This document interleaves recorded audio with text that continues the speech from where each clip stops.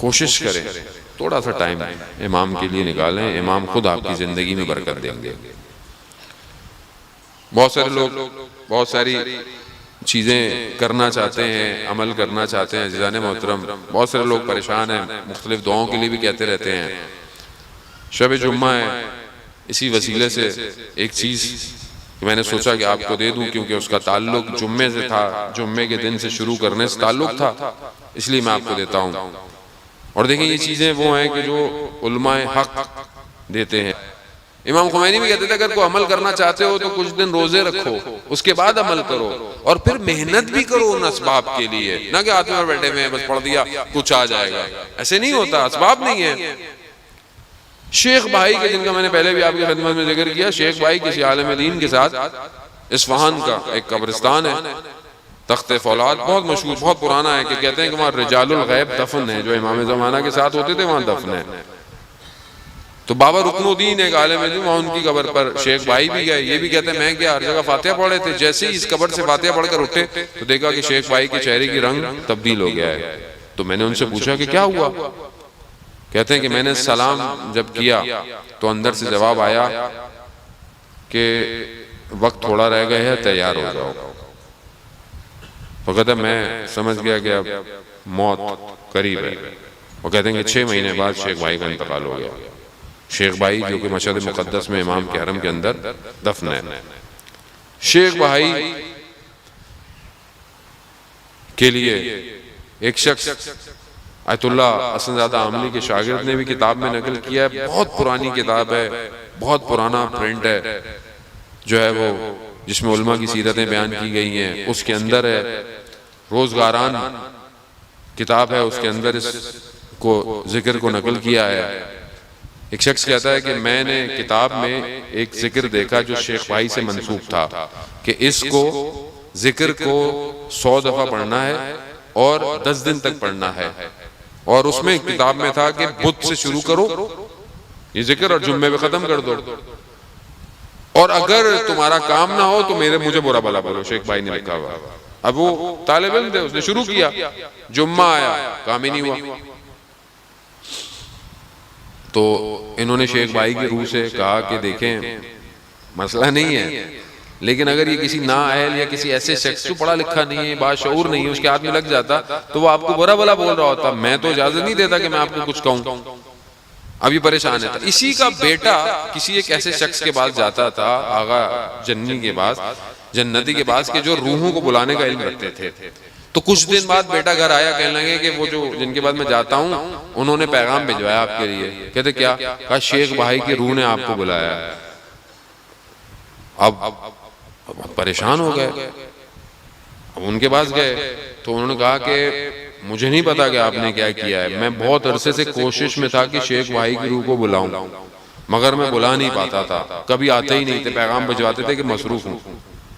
عزیزان محترم، علماء، کچھ علماء ایسے ہیں، یا علامہ طباطبائی کی جو بھائی حسن الہی طباطبائی، تو ان کے پاس بھی علم تھا، وہ ان سے منسوب ہے کہ کچھ علماء، خاص طور پہ 2 علماء کا نام لیا، 2 علماء کی میں نے روح کو بہت بلانے کی کوشش کی۔ ایک کون؟ ایک سید ابن طاؤس، جن سے آپ مستند مصائب سنتے ہیں، اور ایک سید بحر العلوم کا۔ ان دونوں نے مجھے پیغام بھیجایا کہ ہماری نوکری اس عالم میں ایسی ہے کہ ہم وہ جگہ چھوڑ نہیں سکتے۔ کہا کون سی نوکری ہے؟ کہا مولا کائنات کے دروازے کے نگہبان ہیں ہم۔ تو کہا بلا نہیں سکتے، خب نہیں بلا سکتے، شیخ بھائی بھی نہیں ہو سکتے۔ خب خلاصہ انہوں نے وقت تعین کیا کہ آج روحوں کو بلایا جائے گا، اور پہلے ان کو بلایا۔ تو جس دن طے ہوا تھا اس دن انہوں نے کہا کہ وہ آج مجھے روحوں نے پیغام دیا ہے کہ آج کوئی بھی روح نہیں آئے گی۔ کہا کیوں؟ آج آیت اللہ حجت جو کم میں دفن ہے ان کا انتقال ہو گیا ہے، اور ساری روحیں ان کے استقبال میں کھڑی ہوئی ہیں۔ کیوں کھڑی ہیں؟ کیونکہ ان کا امام زمانہ سے بہت زیادہ مستحکم رابطہ تھا۔ علماء اللہم صلی علی محمد۔ تو وہ یہ کہتے ہیں یا اب یہ نہیں بلا سکے، خوب چلے گئے، پھر دوبارہ وقت ہوا تھا، پھر کوئی اور آئے، کوئی اور روح آئی عالم کی، کہا کہ شیخ بھائی آنے والے ہیں۔ اچھا وہ ہوتا کیسا ہے کہ وہ شاید آپ نے بھی سنا ہو، روح کو بلانے کے لیے آپ کو ہاتھ میں انہوں نے کہا کہ سوال لکھنے پڑتے ہیں اپنے، اور وہ جو بلاتا ہے وہ بات کرتا ہے، جو شخص چاہتا ہے وہ نہیں، جو اظہار کرتا ہے اسے پتا ہوتا ہے۔ اب جو جواب ہوتے ہیں وہ پرچے میں لکھے ہوئے آ جاتے ہیں۔ تو وہ جب پہنچے تو ان سے کہا گیا، کہا کہ ہم نے تمہارے اخلاص کی وجہ سے ہم آئے ہیں، کہ جو تم نے اخلاص دکھایا۔ کہا وہ جو جہاں سے تم نے اس ورد کو پڑھا تھا اس میں تحریف ہوئی بھی ہے، ورد صحیح ہے، ورد بدھ کے دن سے نہیں جمعے کے دن سے شروع کرنا ہے، اور پھر 10 دن یعنی اتوار کو ختم کرنا ہے، اور 100 دفعہ ڈیلی پڑھنا ہے۔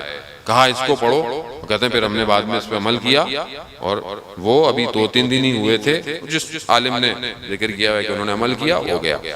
اب عزیزان محترم میں نے بھی عمل کیا، بہرحال ہو گیا۔ آپ کی اپنی قسمت، آپ عمل کیجئے گا، آپ کا بھی اللہ کرے گا ہو جائے گا، لیکن ظاہر ہے باقی شرائط بھی ہیں، ذکر کے ساتھ ساتھ باقی شرائط بھی ہیں۔ میں نماز نہ پڑھوں، اچھا مزے کی بات ہے کہ ایک اور عالم دین نے ذکر کے لیے جو بتایا ہے کہ جو طریقہ ہے اس ذکر کو پڑھنے کا، وہ فجر کی نماز میں تسبیح پڑھنے کے بعد ہے فوراً۔ تو اب تو جو نہیں پڑھتا تو پہلے تو فجر کی نماز پڑھے، اور اب اگر کل پڑھے گا تو اللہ بھی وہ دیکھ رہا ہے کہ ہم آج تو ذکر کے چکر میں نماز پڑھی ہے، چلو میں کچھ دن تو پڑھواؤں تمہیں، وہ کہے گا نماز، تو چلے اچھی بات ہے، کوئی نہ کوئی اچھائی تو میں کروں گا۔ عزیزان محترم یہ ذکر ہے، بسم اللہ الرحمن الرحیم، یا مفتح الابواب، یا مقلب القلوب والابصار، ویا دلیل المتحیرین، ویا غیاث المستغیثین، توکلت علیک یا رب وقض حاجتی وقف مہمی، ولا حول ولا قوة الا باللہ العلی العظیم، وصلی اللہ علی محمد وآلہ اجمعین۔ صلوات بیت محمد وآلہ، اللہم صلی علی محمد وآلہ۔